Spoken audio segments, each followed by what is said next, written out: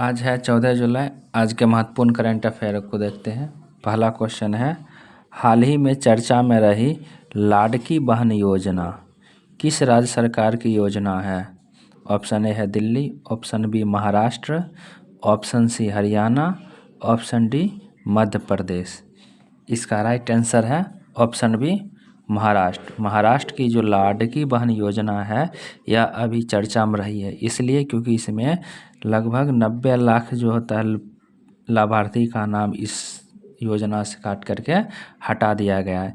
इससे पहले जो है 2.4 करोड़ इसमें लाभार्थी था, जिसमें 90 लाख घटा दिया गया, जिसमें लगभग 34% की जो होती है गिरावट आई है। इसलिए यह जो है चर्चा में रही है। इस योजना को जो शुरुआत हुई थी वह 28 जून 2024 को हुई थी और इसकी जो पात्रता होती है लाडकी बहन योजना की, उसमें 21 वर्ष से 65 वर्ष के महाराष्ट्र की जो मूल निवासी महिला है वह इस योजना का पात्र है। यदि हम महाराष्ट्र का जो होता है सीएम का बात कर लेंगे तो महाराष्ट्र का सीएम देवेंद्र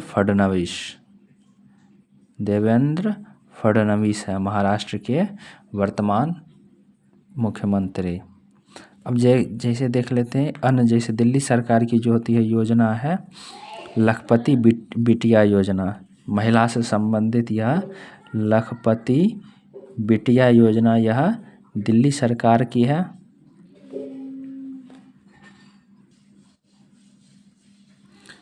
हरियाणा सरकार की महिला से संबंधित योजना लाडो लक्ष्मी योजना है। लाडो लक्ष्मी योजना यह हरियाणा सरकार की एक प्रमुख योजना है। और मध्य प्रदेश सरकार की योजना है वह लाडली बहन योजना यह मध्य प्रदेश का प्रमुख महिला से संबंधित योजना है। अगला क्वेश्चन देख लेते हैं। दूसरा क्वेश्चन है कि प्रसिद्ध गलता तीर्थ यानी गलता जी मंदिर किस राज्य में स्थित है? Option A Rajasthan, option B Chhattisgarh, option C Maharashtra, option D Punjab. इसका राइट आंसर है ऑप्शन ए राजस्थान। यह हाल ही में चर्चा में इसलिए रही है क्योंकि यहाँ पर चढ़ने वाला जो प्रसाद होती है वह लड्डू, मिश्री, बादाम, ये सभी प्रसाद जो है बंदरों को जब खिलाया जाता है तो बंदरों में सूखे की बीमारी आ रही है और उसमें चर्म रोग फैलने की सबसे अधिक संभावना वैज्ञानिकों द्वारा बताई गई है। यह एक चिंताजनक है और इसलिए यह जो होता है न्यूज में रहा है, चर्चा में रहा। तो यह भी हमारे एग्ज़ाम के व्यू से अति महत्वपूर्ण है। अगला क्वेश्चन देख लेते हैं, प्रमुख की पॉइंट देख लेते हैं।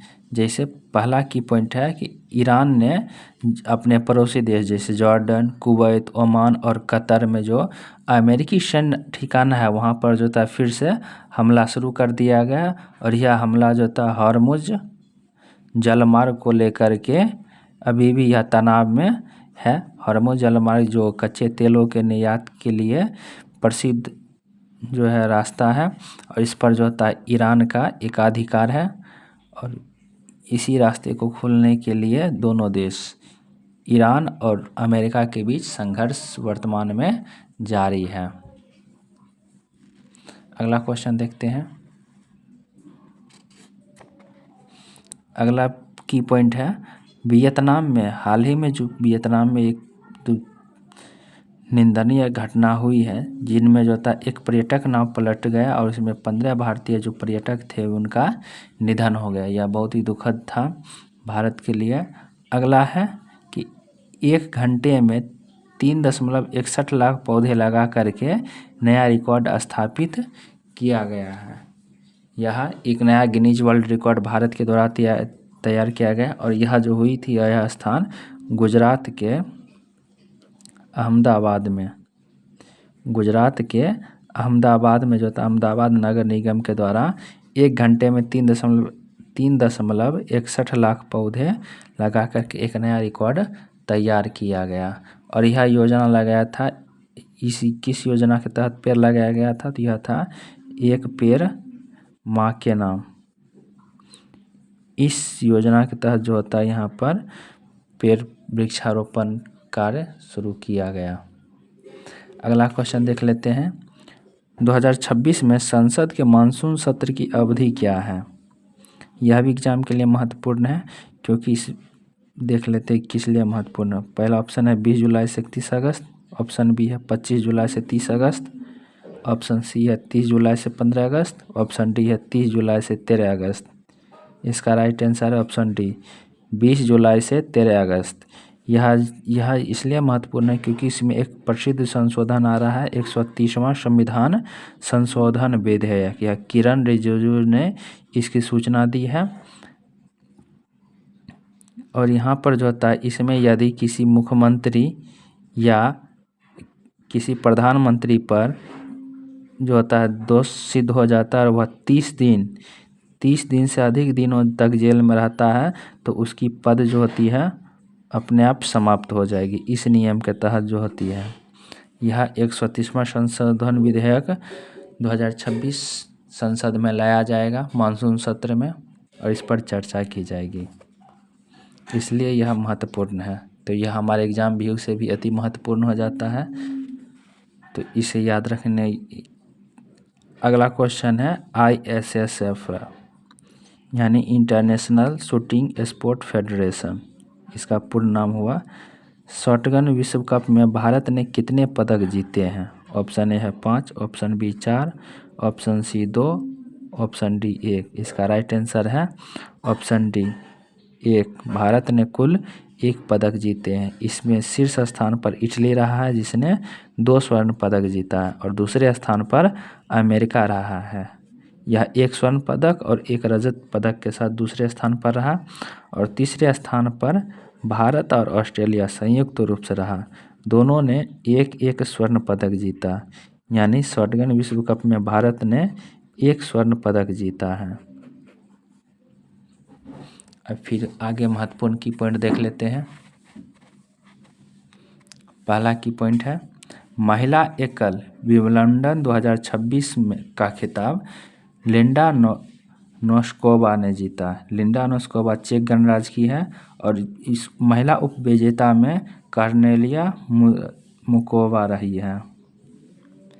यानी महिला एकल विंबलडन में लिंडा नोस्कोवा विजेता रही है, और वहीं पुरुष एकल विंबलडन 2026 का खिताब यानिक सिनर ने जीता है, और इसके विजेता अलेक्जेंडर ज्वेरेव रहे हैं।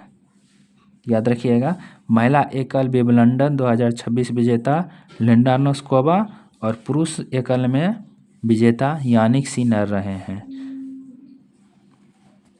अब अगला स्पोर्ट्स क्वेश्चन देख लेते हैं। अगला क्वेश्चन है एशियाई अंडर 23 एथलेटिक्स चैंपियनशिप में भारत ने कितने पदक जीते हैं? ऑप्शन ए है 10, option B 15, option C 16, option D 20।